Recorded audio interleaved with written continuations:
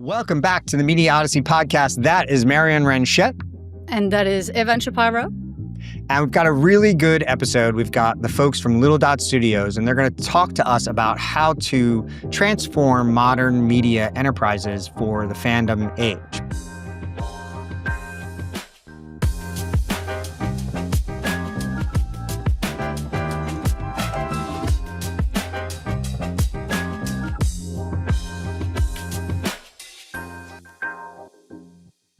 I want to talk about, I was at the International Emmys last night, and I actually was able to present to the board of the International Emmys earlier in the day. And you know me, I tend to, scream truth to power. And what I found interesting was, I think we've hit a moment, you and I, where the things we've been saying to people out there in the traditional media ecosphere are beginning to sink in. And I watched it sink into these folks, very traditional media players across the board, although there were some new media folks there as well. But I feel like I'm watching it sink in real time. But I also seem to believe, or I seem to intuit, that these folks don't necessarily always know what to do with the information we're providing them. How do you feel about that? So what was the tell, of that change? What did you actually see? Was it in their interaction? Have they shared anything that led you to, because there's what they say and to your point, what they do. That's a great point. A lot of cameras go up, a lot of phones go up during the slides, and I tend to play, I think you've seen this, play some video from our podcast on screen using case studies from BBC and ITV, World of Wonder. And you could see, the people who are working inside these companies to push transformation. You can see them leaning forward and nodding yes. And then you can see the people who have maybe been a little bit behind the curve on transformation, kind of leaning back and going, because the case studies give them examples of, here's a traditional media company transforming, you can too. But it was really more in the comments afterwards where people were saying, would you consider coming, over to our company and talking to our, our executives there or whatever it is. But what are you feeling and hearing, especially, from the public broadcaster side of things or the more commercial European TV folks? What are you hearing? So it depends what we're talking about. Are we mostly talking about YouTube or are we talking about something else? Right?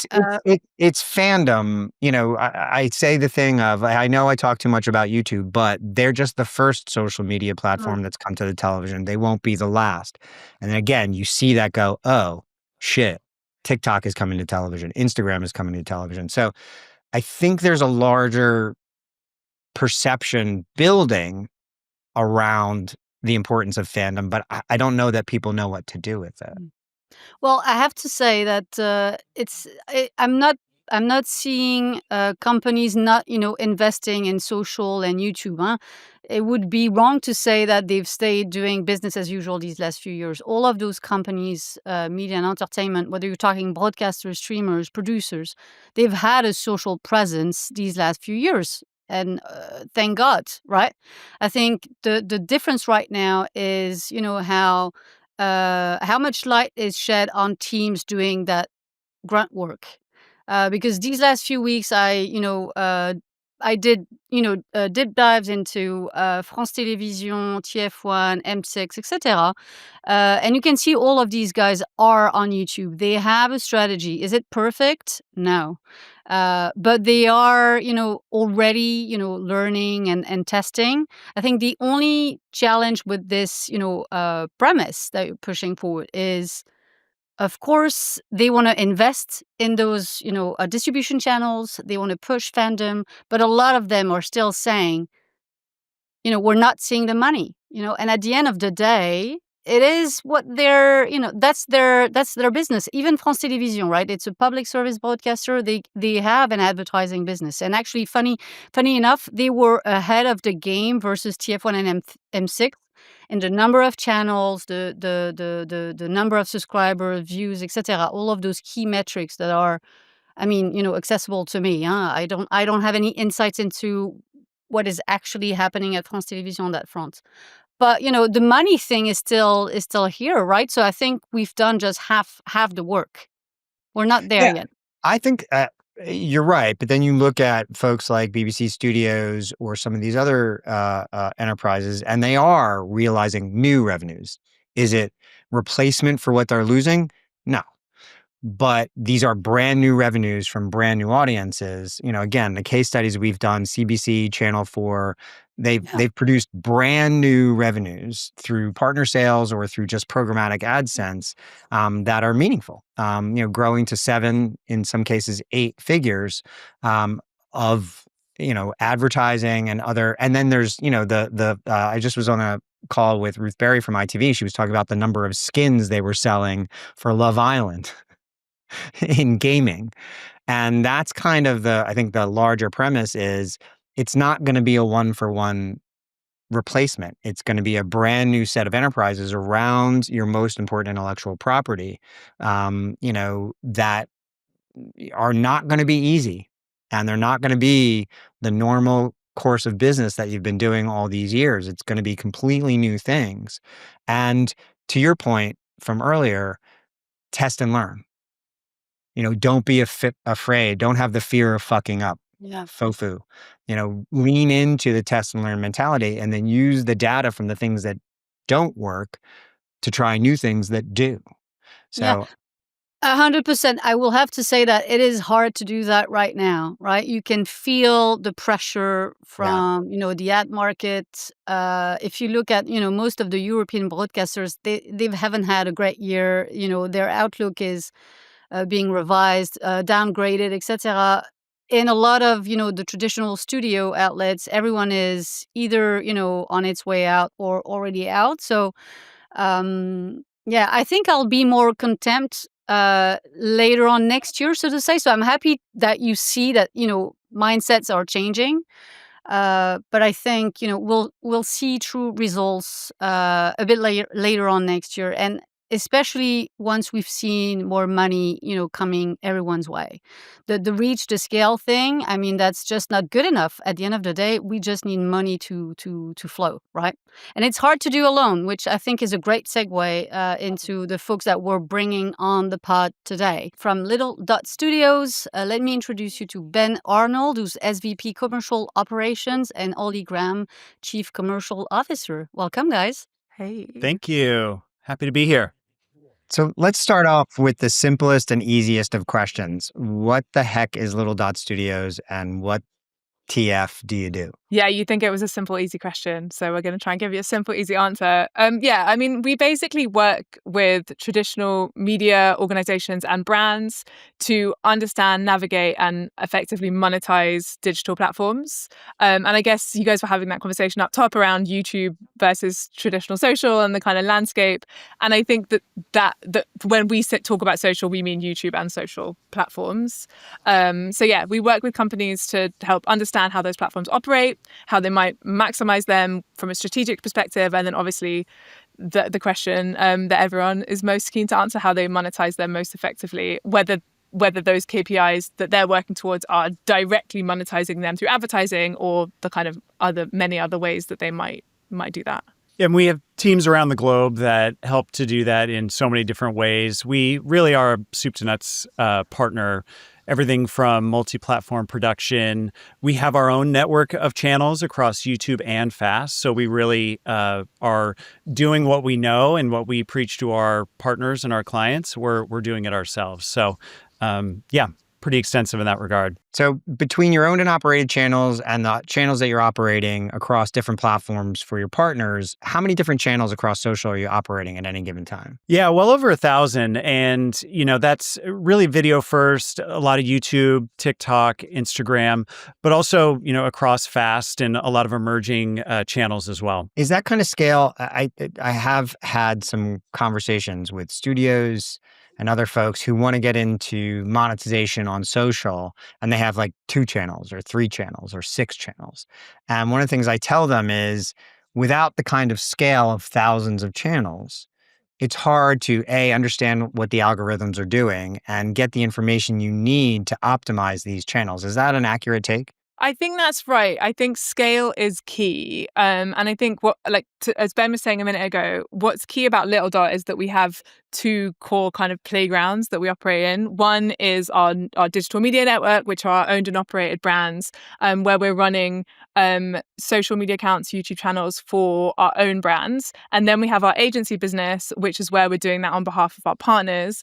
And so not only do we have scale, so obviously we have a huge sense of like how algorithms are operating, we have a huge sense that is provided to us via that scale, but also we have this kind of sandbox in the form of our own network where we can test things, because no one knows better than us how precious IP is and how brands need to be protective of their own kind of environments, whereas we have our own environment where we can kind of be a little bit more playful, test things out, and learn a lot about the algorithms and what those platforms are doing that way. So I guess it's a combination of kind of scale with an ability to experiment and innovate that helps us out a lot.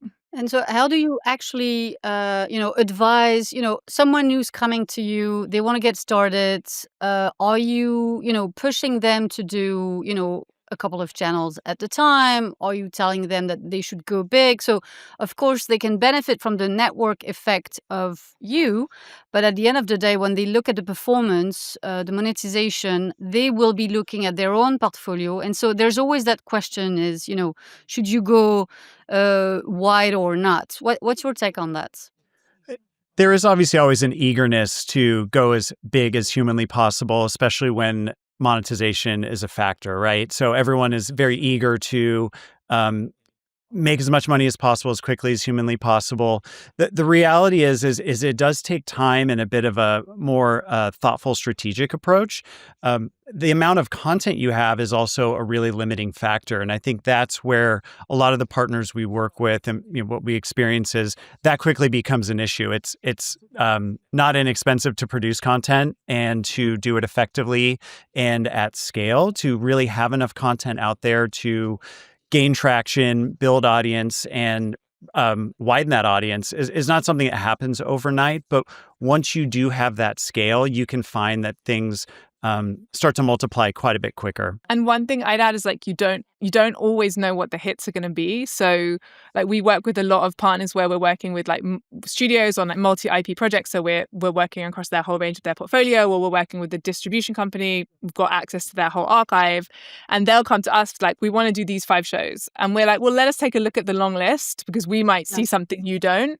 And I think that's another benefit of having been doing this for 13 years, and also doing it at the scale we're at. We kind of have that gut instinct of like, oh, that could be interesting. But then we also have a huge amount of data to back up, oh, chat shows might work, or, actually we know that this type of show is really big in this territory or whatever. So let us play with that. So it is a balance between, not running before you can walk, but also not kind of taking things off the table just because that's not a strategic initiative for you, or it's not a kind of key IP outside of digital. Digital kind of has its own rules of what's going to work. And so I think it's important to be mindful of, the long list, I guess, of what could be on the table. That's a great point. I mean, we can really see value where others can't, even if it's their own libraries. I think knowing the landscape and the platforms inside and out, we have a pretty good eye for, what will resonate, or how to take something that has existed in one form for a long time and make it work for a platform like YouTube and, the various formats that exist on that platform. Yeah, I think everybody wants this one-size-fits-all model where I'm just going to come in, you're going to cut me a slice of pizza, I'm going to eat that pizza, and I'm going to be full. And that's just not how it works. It's much more bespoke. We've been talking a lot about key passion indices. And the importance of fandom. We talked about it with the head of marketing of the Philadelphia Eagles. Ben, I know you're a Birds fan. Go Birds. Yeah. But if you say so. But that's the key element here is you seem to hand tailor the approach based on the fandom with regards to that specific intellectual property. Am I reading that correctly? No, that's completely right. And even layering on the platform. So yeah, it's not only that It's you need different to for kind of each platform. It's not the and same for each even you platform. think YouTube Shorts might come along and be the same as TikTok because same aspect ratio, right? And it's like, oh no, it'll never be that easy that we can just. And I think that's where it excites. Like that's where people like us come alive, because you need to know what you're talking about and you need to know how to make stuff authentically for each platform. But if there was a like AI solution that could cut a video into the best practice for all of these platforms in one go, they might be able to do that from an aspect ratio perspective. They might be able to do that from a runtime perspective. They might be able to do that from whatever, but they can't do it from like what people are talking about on that platform, or what people care about on that platform, or what particular demographic is on that platform. So yeah, unfortunately, they're kind of, the overlap isn't that easy to map without really just knowing the platforms and the data that backs them up. And how people experience these platforms and use them is so personalized at this point. I think YouTube in particular has done such a good job of giving people options to fit how they want to experience. Some people might only watch the shorts feed. That's just how they're getting their YouTube every day. Others, and we're seeing this obviously with a lot of the numbers, 2/3 of our network is viewed on CTV. I mean, people are leaning back and watching YouTube on TV. So you're seeing different ways of engaging. And so that all plays into how to really build a content strategy for, just one platform like YouTube. There are many platforms and, many video platforms, but there are just such a variety of ways to experience content. And so our job is really to determine what that is for everyone we work with and lean into that to ensure their audience is growing. And certainly we're driving, engagement on top of that. You've mentioned the term IP a lot. And so when you have partners coming to you, are you suggesting them to go IP based, meaning single IP, the name of the channel is the name of the program? Or are you also kind of mixing and matching with a bit of a genre-based approach? I've seen that, amongst the channels you have in your network, it feels that this is what you've done, right? You've created a brand new brand, so to say, and then you're tailoring the content of each of those channels per specific genre, which I assume you chose those because you saw the traction coming up in France. It's a really interesting conversation, and I think the answer is it depends on the kind of value and the scale of the IP that we're talking about. So if we have a TV show that has a long legacy, it's got 10 seasons, or it's got 12 seasons, and it's got some brand equity around it, or particularly in some of the examples we work with, it's got a lot of meme culture around it, or it's got a lot of kind of people engaging with it, then you're obviously going to want to go IP first and go really deep. Where sadly, that is obviously the privilege of the few, is to have a show like that and be able to exploit it on these platforms. And so that's where it's like, how do you get creative to say, okay, what are we going to do and what's our particular challenge? And I think, personally, I think it's a long path to build brand equity to a new brand. So it is, we've worked on our network for a long time to build out that as brands that are now recognizable, but that's not something that's going to happen overnight. So I guess it's like, how far can you sweat the equity that you have already, and then obviously that's not going to be available always. So what's the answer if you don't have that? But I don't know, Ben, if you have any different perspective there. Yeah, I also think, you look at the platform you're building on as well. Something like YouTube is essentially a giant discovery engine. So what people might be searching for your show title to try to find clips, episodes, content, etc., they may also stumble upon your show because they were watching something similar, or it popped up in their algorithm based on something they were searching for recently. So you have to kind of lean into not just the SEO aspect of people looking for you, but also the discoverability and kind of that spontaneity of how your content is served up to people. And that's really what's driving audience growth on the platform. I want to double click on one thing. So you said that 2/3 of the viewing across your YouTube channels happens on connected television. Did you say that? I did say that. Yeah, quite a large percentage. Yeah, I mean it's certainly the fastest growing, and I think where YouTube, the latest numbers they're putting out, they're seeing explosive growth across CTV more so than any of their other viewing environments. And so that's billions of views per month just on your channel. right? And so I think the idea, and we've had this debate here, and it happens in my LinkedIn comments very vociferously, about YouTube being television. But the Yeah. approach you're taking for a lot of the YouTube channels that you're managing is that these are ostensibly television channels. I think in the way that people want to experience television, they want access to kind of whatever they want to watch, which YouTube is the home to just about everything. They want, they accept sort of the ad load that's on YouTube, which is minimal compared to TV. And, they can experience YouTube wherever they are, on their phone, on TV, it is a very seamless experience. So it absolutely is. I mean, I think TV is a two-way experience now. It's not one way. You don't turn on the TV and watch what's on. So I think from that perspective, YouTube really is TV, and I think that's just commonplace for everyone now. I don't think that's a debate. No, I actually don't agree on this part. It is still a debate. Just saying. Your favorite debate. It is what it is. Sorry about that. But I think, Marion, some of that is a US-Europe differentiation to an extent as well, because I do think that so I lived in the States for 3 years, and I remember moving there and getting my quote for my cable, and I was like, what?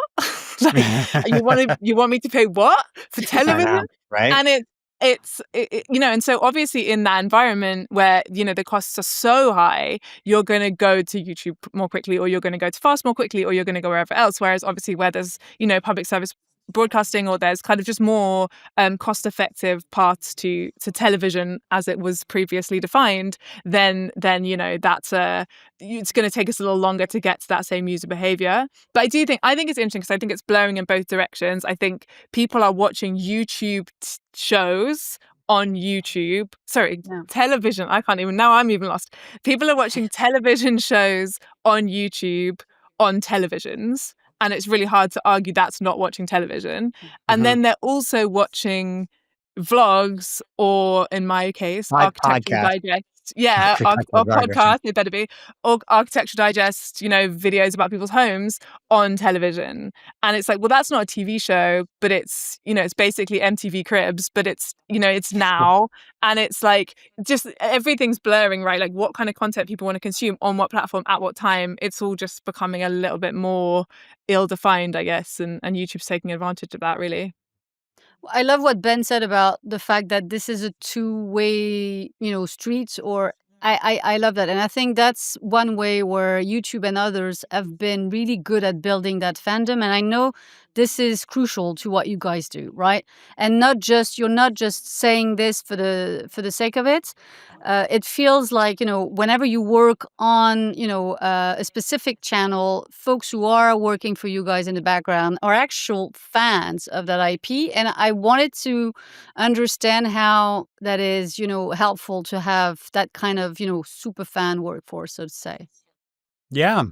No, I mean, fandom is at the heart of what we do. It is completely core to our strategy. It's actually one of our company values, and it's something we live and we celebrate globally. But we couldn't do what we do if we didn't live in that world, right? And I think when we come to our partners, we really have to express how to succeed in an environment like certainly digital, but specifically YouTube, you really have to not only speak the language and understand kind of what people want to watch and how people are engaging, but why people are there and why they're actually celebrating your brand or your content. And so we lean into that. The approach we take is essentially building our staff out of super fans. I mean, the people that work on the projects that we have are fans of the content. They might even be content creators themselves. And so they live in the world, they understand it. And that is really the key to success. It's that authenticity. It's the ability to speak the language and, understand that world. Fandom is kind of, yes, it's at the core of, what we believe makes a partner or brand successful on YouTube. But it's really kind of, I think, celebrating the idea of, content, and content being that kernel that is at the heart of, the fan experience. So someone might discover a show they really like. Then they go on YouTube and find a bunch of content from the show producer, the IP owner. Then all of a sudden they're making their own content. Then they're out in the world, buying merch and trying to, kind of live and experience. And it's at the heart of it. And so our job is to identify that, build upon that and make sure that we're talking to audiences in ways that celebrate that and bring that to life. Yeah, I think there's this misunderstanding that, well, we can just build this practice internally ourselves, right? But everything you've demonstrated, the bespoke, handmade nature of every channel, the fact that you're hiring super fans for every piece of IP, this is not easy. This is not simple. This is complicated. It's hard work, and it takes a tremendous amount of resources to do this correctly. And I that's one of the myths I want to help dispel out there in the universe is you have one channel. If you're ready to hire a whole bunch of people and spend a tremendous amount of resources building out your YouTube channel, well, then fantastic, go for it. But there are really good partners like yourself out there who can bring the specialty to the table and accelerate the progress, through expertise and experience and through a massive amount of data that's coming your way. I want to take this opportunity to transition to some case studies because we found that on the pod, it's very useful to speak in specifics as opposed to, overriding generalities. I think the most important case study or the biggest case study that people may know you for or know about as a result of your work is probably one of the biggest shows in the world, which is Gordon Ramsay. You've been working on that IP across his various shows for a number of years, right? Yeah, we've been working on Gordon's YouTube channel certainly for I think it's 13 years. And I can tell you that because we started the day that I started working at Little Dot Studios, and I've been working at Little Dot Studios for 13 years. So Wow. and we Did you start when you were 12?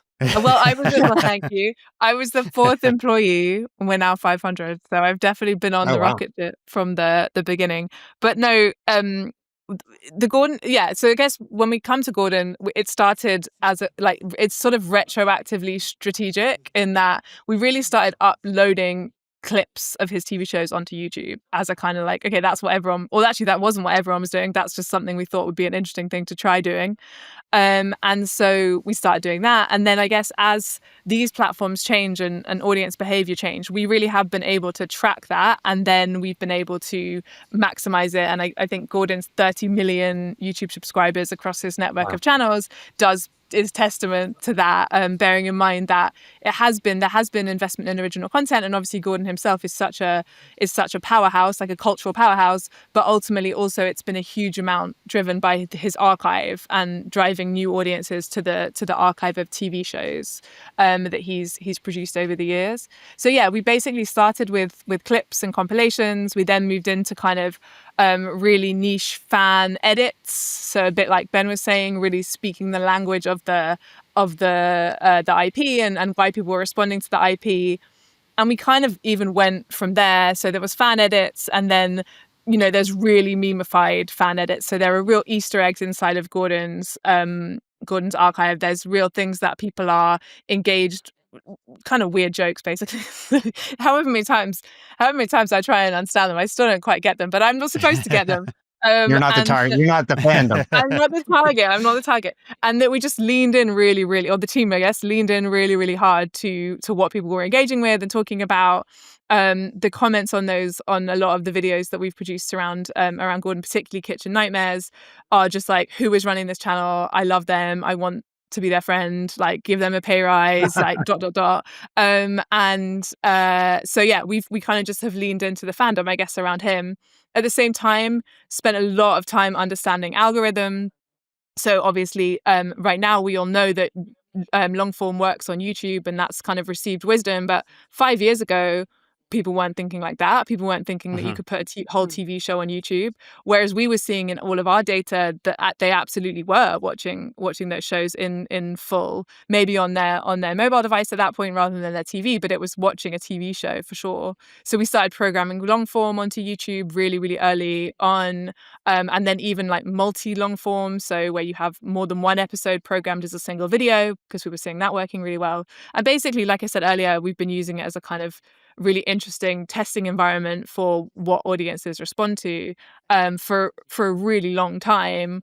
And then obviously in partnership with the whole ecosystem of Gordon's productions and obviously himself as well, because there's been a lot of original content that have gone out on those platforms. So yeah, it's been a long road, but we have kind of ridden the wave, I guess, of algorithm shifts and changes and tried to maximize those and built a huge environment. Yeah, and beyond the vanity metrics of follower counts and subscribers and views, there are tangible ways to measure this fandom. What you've done is turned him into a digital first creator. You've enabled his company to basically transform itself through these efforts, correct? Yeah, I think the fact that Gordon started making originals for YouTube is a testament to that.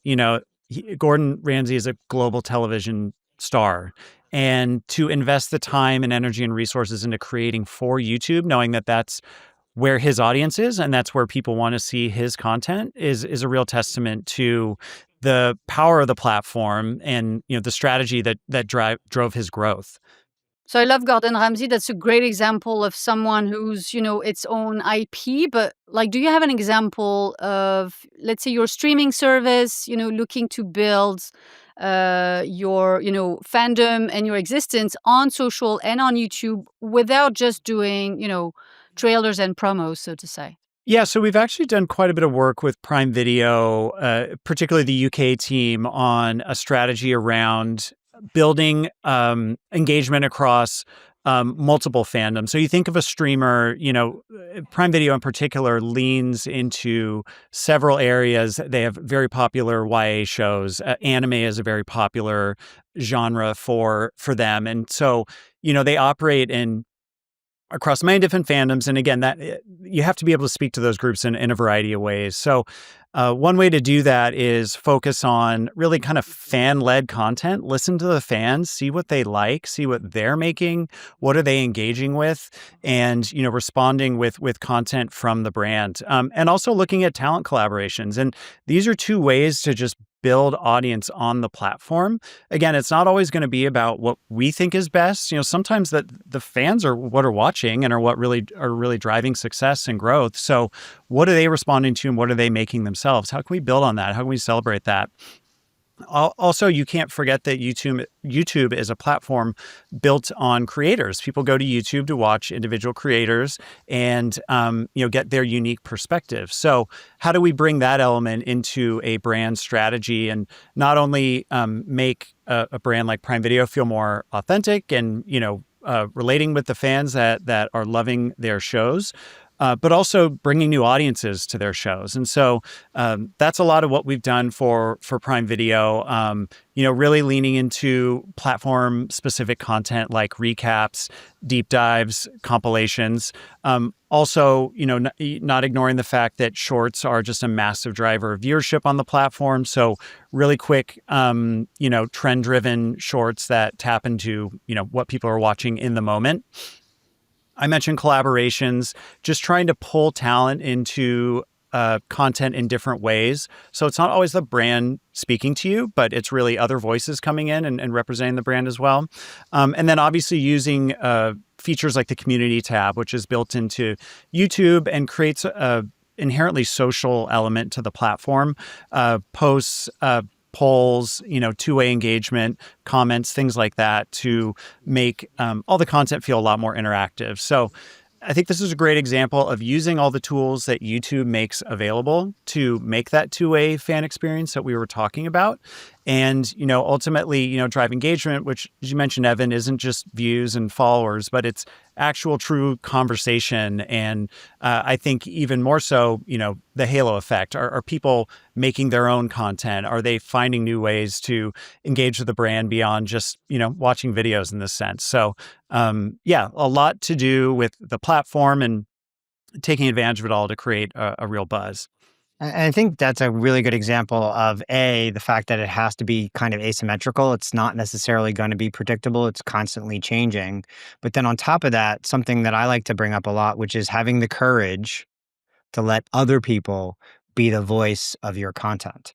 So these collaborations and Right. creators that you're bringing in, can you speak a little bit about how you do need to be nimble and somewhat brave in order to really succeed in these ecosystems? Well, absolutely, and that is something we spend a lot of time with our partners on. Trust is key, right? If you're bringing in an outside group like Little Dot Studios, you have to trust that not only we get it, so we understand the strategies we're putting in place and what that might mean, but that we're going to operate in our partner's best interests. So at the end of the day, the trust is key. I think, again, we tap into our team. I mean, when we want to figure out, who should we be looking at from a collaboration standpoint or from a creator standpoint, we talk to our whole team, and everyone is kind of living in this world. It's that chronically online approach. And so everyone kind of understands, where we should be turning and who the real voices are that are either in the space or, specific to a brand. And the things that people bring up are really incredible. I think, first of all, the depths of, fandom, and I think the niche nature of it. So if you really are trying to find a specific voice or a good representation of what's being said about a brand or a show, there is someone out there, and creators are creating content at a scale and quality that is, frankly hard for, let's say, a marketing team to keep up with. I mean, it's happening at a completely different volume and speed. So that's what we aspire to. We want to be that bridge from, that digital world to the world of content and brands. But it does involve quite a bit of trust. And I think, our results speak for themselves, but it's certainly a journey at times. So we've spoken, at length about the reach, the scale. Once you have that, how do you ensure that your partners are, seeing ad dollars, coming their way? And let's take a look at YouTube and beyond. I think it would be interesting for us to understand a bit more. The two types of deal that we do, or the kind of two main types of deal that we do, maybe exemplify kind of how we meet that challenge. And one of them is about monetization via ads on, I guess, lean back platforms like YouTube, where it is possible to monetize at scale. And then I think that's dealt with through some of the stuff that we've discussed previously around making sure you're balancing your strategy, how many channels you're investing in versus the amount of content that you have, building your brand versus building out a new brand, etc. Those questions will come into play in terms of how you make sure that the ROI on these type of deal is worthwhile. And then the other type of project that we work on a lot is around how you leverage reach and scale with different monetization in mind. So ads might be, I feel like this might be a British phrase, but it might be the gravy. Like it might be like the ads might be like the bit that you kind of pays for we used to say pays for the Christmas party, like that might be the ads. And then actually it might be that it's driving subscriptions elsewhere, or it's driving fandom, or it's driving depth into your brand. And then you're going to find different ways to monetize that. And I think like that's basically what the creator economy is doing, if you're a YouTube creator, probably your YouTube ad revenue isn't by any stretch your biggest revenue stream. It's probably a revenue stream which actually brand partnerships and your Substack or your kind of subscription environment, and then your actual consumer brand that you're going to launch when you're Kendall Jenner or whoever it is.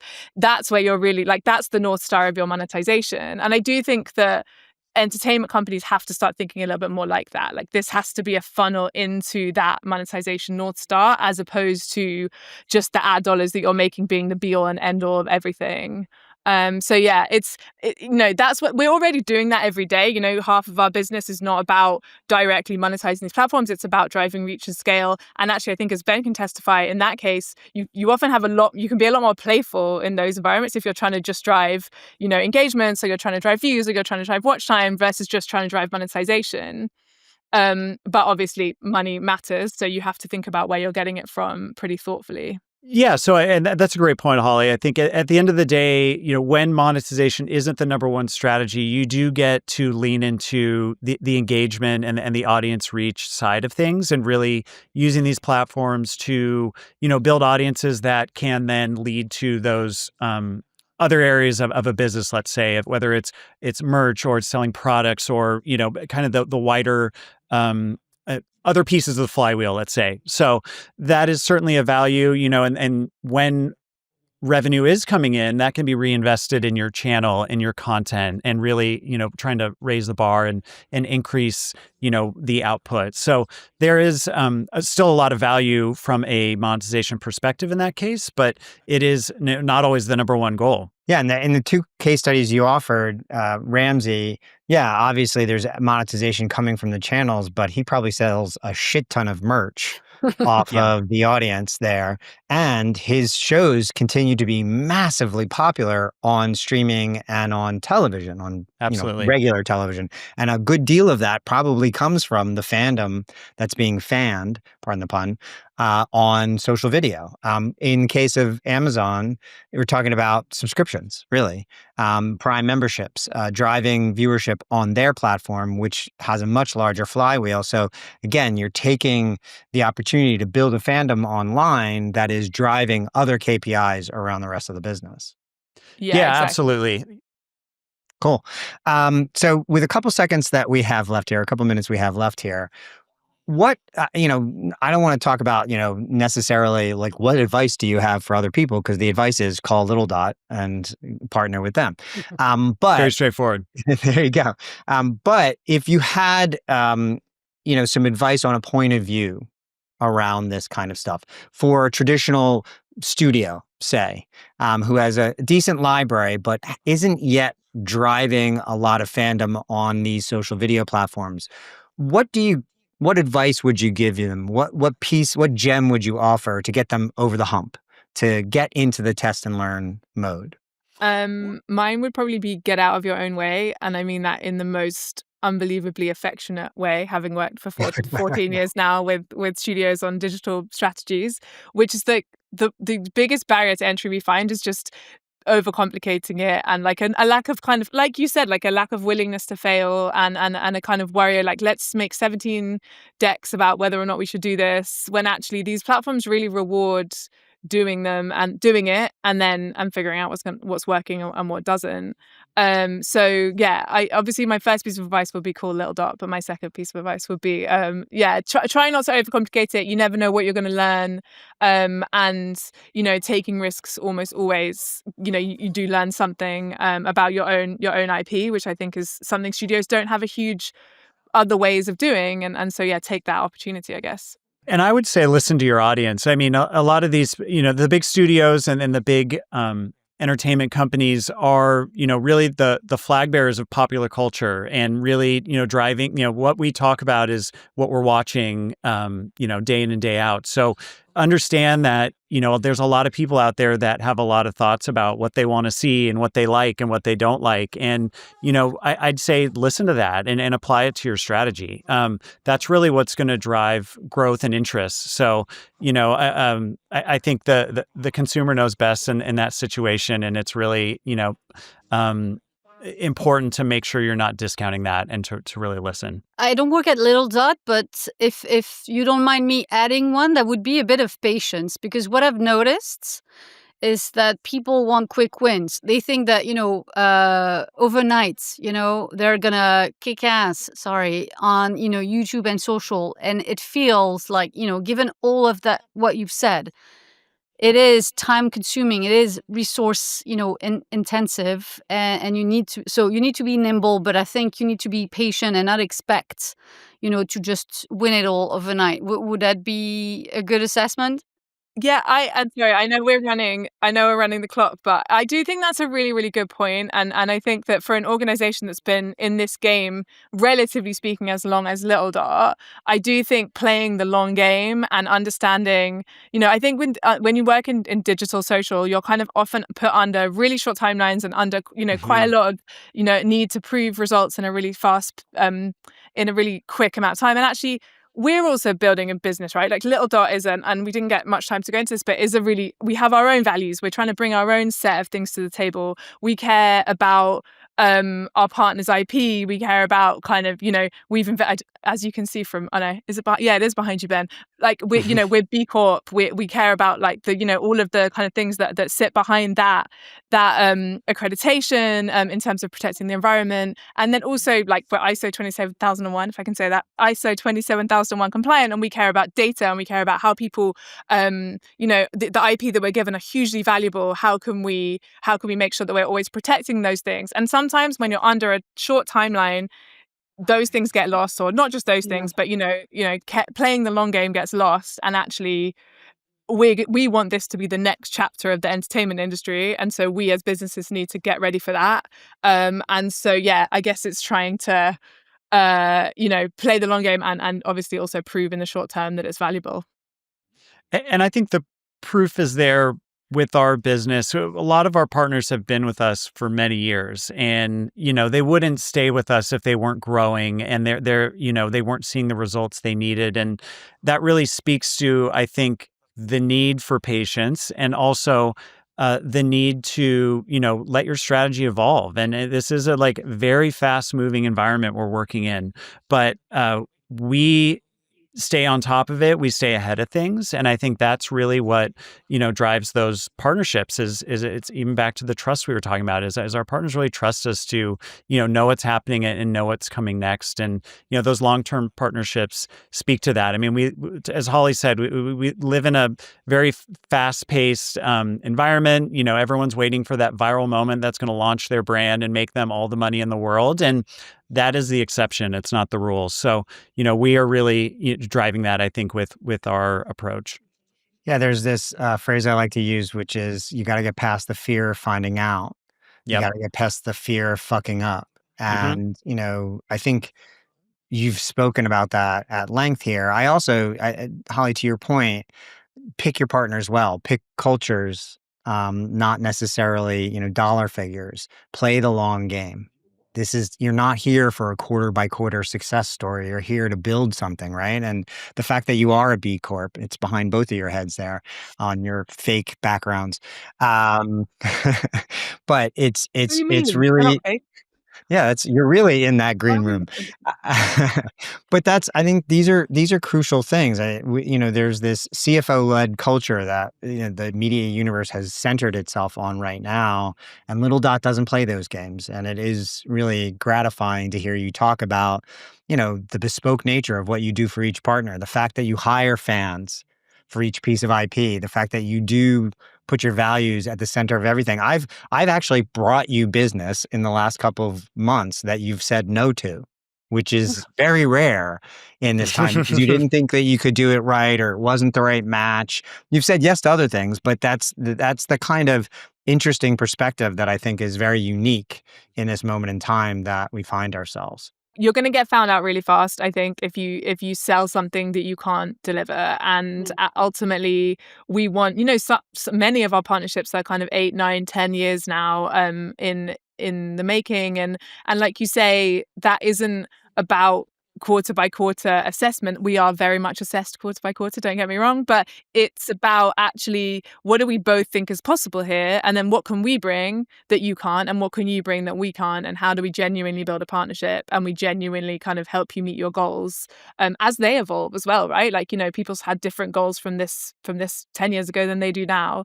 So I think it's really important not to kind of say, oh, I can do a bunch of stuff, and then people will find you out. Particularly, sadly, on these platforms, people are going to find you out really fast if you weren't telling the truth. It's been fantastic. I think we could stay here for hours. Yeah, you guys let's wrap it today.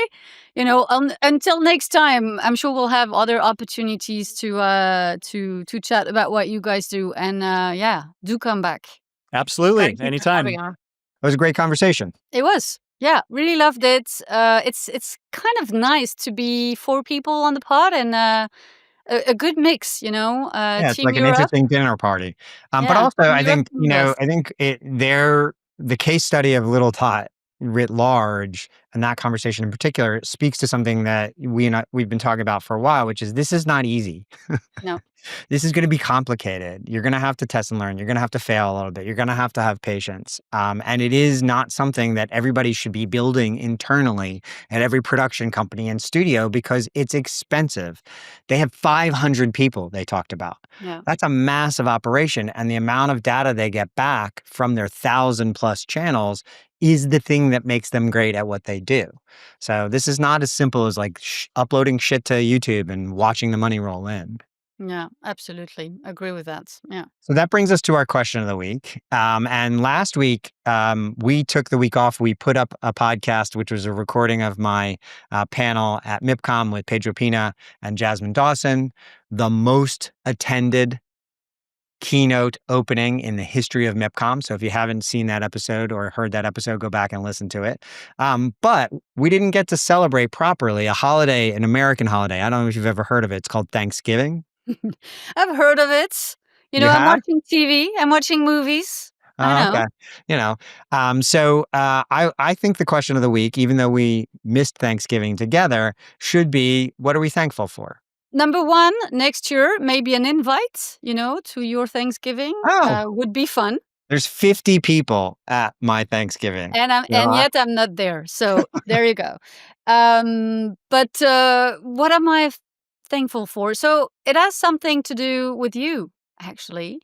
I think this past year, the fact that we did this pod, we brought together, your team, my team, and yeah, it's been good having a team, right?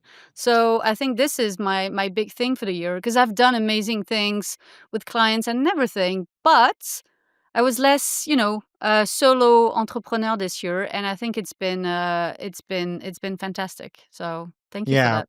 We're coming up on a year doing this together very soon. And yeah, I'm thankful for my family. I'm thankful for my health. But yeah, I think No, I'm not thankful for any of that. Yeah, your family stinks. No, but I think it's the same thing. We took this risk. We had no idea how it was going to turn out. Yeah.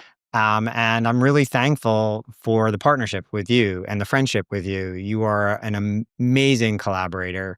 You point out the things that I don't know, but I think we also see the world through similar eyes, and it's been really nice to have a partner in crime to go about this ecosystem as it's continuing to spiral around us.